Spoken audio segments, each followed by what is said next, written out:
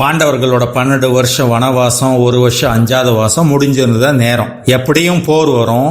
போர்ல கிருஷ்ணன் பாண்டவர்களுக்கு தான் துணையா இருப்பான்றத கணிச்ச சகுனி பலராமனோட உறவை ஏற்படுத்திக்க நினைச்சான். அதனால பலராமனோட பொண்ணான வத்சலாவை துரியோதனனோட பையனான லக்னகுமாரனுக்கு நிச்சயம் பண்றதுக்கு முடிவு பண்ணாங்க. இந்த நிச்சய விழாக்காக பாண்டவர்கள், கௌரவர்கள், சகுனி இவங்க எல்லாரும் துவாரகாக்கு வந்தாங்க. துவாரகாக்கு வந்தவங்களை கிருஷ்ணர், பலராமர் எல்லாரும் வரவேற்றாங்க.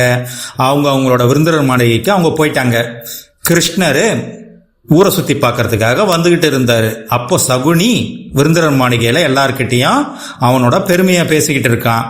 இந்த படை வீரர்களோ வீரமோ எதுவுமே முக்கியம் கிடையாது, என்னுடைய பகடை இவங்க எல்லாரையும் சாச்சிரும். பாண்டவர்கள் எவ்வளோ பெரிய வீரர்கள், ஆனாலும் அவங்களோட வீரம் என்னோட பகடைக்கு முன்னாடி நிக்கல. என்கிட்ட தோத்து நாடு நகரத்தை இழந்து காட்டுக்கு போய் திரும்பி வந்தாலும் அவங்களுக்கு காணி நிலம் கூட கிடைக்கல அப்படின்னு சொல்லி சந்தோஷமா பேசிட்டு இருந்தான். இதை கேட்டுட்டு அந்த கிருஷ்ணர் சிரிச்சாரு. நாம யாருன்றத சகுனிக்கு புரிய வைக்கணும்னு நினைச்சாரு. நேரா சகுனி கிட்ட போனாரு. என்ன சகுனி மாமா, எப்படி இருக்கீங்க அப்படின்னாரு. இதை கேட்டுட்டு அந்த சகுனி சொன்னா, கிருஷ்ணா, உனக்கும் எனக்கும் எப்பவுமே கஷ்டம் கிடையாது, நம்மளாலதான் மத்தவங்களுக்கு கஷ்டம்னு சொல்லி சிரிச்சான். சரி மாமா, என்ன பேசிட்டு இருக்கீங்கன்னாரு கிருஷ்ணர்.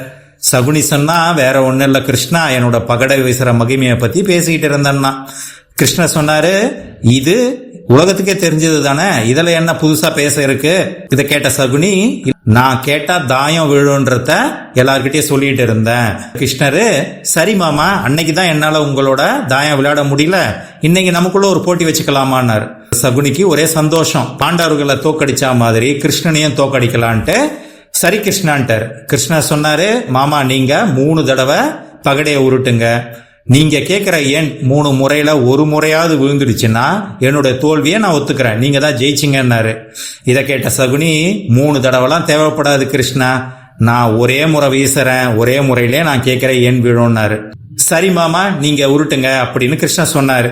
சகுனி முதல் தடவை பகடையை உருட்டுனா தாயம்னு கேட்டு எல்லாரும் தாயம் விழுந்துச்சான்னு சொல்லிட்டு எட்டி பார்த்தாங்க. ஆனா சகுனி மட்டும் அமைதியா இருந்தான். ஏன்னா அவனுக்கு தெரியும் அவன் கேட்கிற எண் தான் எப்பவுமே விழுன்ட்டு. கிருஷ்ணர் அங்க போய் பார்த்துட்டு, மாமா என்ன ஆச்சரியம், நீங்க கேட்ட தாயம் விழவே இல்லையான்னாரு. சகுனிக்கு அதிர்ச்சி. முதல் தடவையா நான் கேட்டு ஒரு எண் விழவே இல்லையான்ட்டு வேகமா வந்து பார்த்தான். அங்க தாயம் விழல. கிருஷ்ணர் சொன்னாரு, பரவாயில்ல மாமா, இன்னும் உங்களுக்கு 2 முறை மிச்சம் இருக்கு இல்லையா, இப்ப உருட்டுங்க. சகுனி சரின்ட்டு 2வது தடவையும் தாயம்னு சொல்லி பகடையை உருட்டுனா. இந்த முறை சகுனி, கிருஷ்ணர் எல்லாரும் போய் பார்க்கறாங்க. இந்த முறையும் தாயம் விழல. சகுனிக்கு ரொம்பவும் அதிர்ச்சி. இது மாதிரி நடந்ததே கிடையாது, ஏதோ பிரச்சனைன்ட்டு அமைதியா யோசிச்சிட்டே இருந்தான். கிருஷ்ணர் சொன்னாரு, மாமா கவலைப்படாதீங்க, 2 தடவை ஏதோ தவறிடுச்சு, 3வது தடவை நீங்க உருட்டுங்க, இந்த முறை நீங்க கேட்கறது தான் விழும்னா. சகுனி இந்த முறை தாயம் கேட்கல, அதுக்கு பதில் 3ன்னு சொல்லிட்டு பகடைய உருட்டுனா. எல்லாரும் போய் பார்த்தாங்க. அங்க 3வது எண்ணும் விழல. இதை பார்த்துக்கிட்டே இருந்த சகுனி ரொம்பவும் குழப்பத்துல அப்படியே உட்காந்துக்கிட்டு இருந்தான். அப்போ சகுனி சொன்னா, கிருஷ்ணா இது மாதிரி இது வரைக்கும் நடந்ததே கிடையாது, நான் எப்ப கேட்டாலும் தாயம் விழணும்னா. கிருஷ்ணன் சொன்னாரு, மாமா இது வரைக்கும் நீங்க ஜெயிச்சது எல்லாமே உங்களோட முயற்சியால நினைச்சிட்டு இருக்கீங்களா? இது வரைக்கும் நீங்க ஜெயிச்சது எல்லாமே என்னுடைய விருப்பப்படிதான், நான் நினைச்சாதான் தாயம் விழணும்னாரு. இதை கேட்டுட்டு அந்த சகுனி முகத்துல குழப்பம், ஆச்சரியம் அவன் பார்த்துக்கிட்டே இருக்கான். கிருஷ்ணா சொன்னாரு, மாமா என்னுடைய நோக்கம் நிறைவேற்றுறதுக்காக உங்களை ஜெயிக்க வச்சுக்கிட்டு இருக்கேன்னாரு. இதை கேட்டுக்கிட்டே இருந்த சகுனி ரொம்ப குழப்பத்தோட கிருஷ்ணரை பார்த்துக்கிட்டே இருந்தான். கிருஷ்ணரு, ஆஹா நம்ம எல்லாத்தையும் இவர்கிட்ட சொல்லிட்டோமே, இவரு விழிச்சு பாருன்ட்டு அங்க இருக்கிற எல்லாரோட நினைவுகளையும் அழிச்சிட்டு அங்கிருந்து கிளம்புறாரு. அப்ப மறுபடியும் சகுனி அவனோட பகடை வீசுற திறமைய பத்தி எல்லார்கிட்டையும் பேசிட்டு இருக்கான். கிருஷ்ணர் அதை பார்த்துட்டு சிரிச்சுட்டே அங்கிருந்து நகர்ந்துட்டாரு. இது போன்ற நல்ல கதைகள் மற்றும் விடுகதைகளை கேட்க தொடர்ந்து சப்ஸ்கிரைப் பண்ணுங்க. அருமையான கதைகள் சேனலை மறக்காம லைக் பண்ணிடுங்க. கூடவே உங்க ஃப்ரெண்ட்ஸ் அண்ட் ரிலேட்டிவ்ஸ்க்கும் ஷேர் பண்ணுங்க. பக்கத்துல இருக்க பெல் ஐக்கான் பட்டனையும் பிரஸ் பண்ணிடுங்க.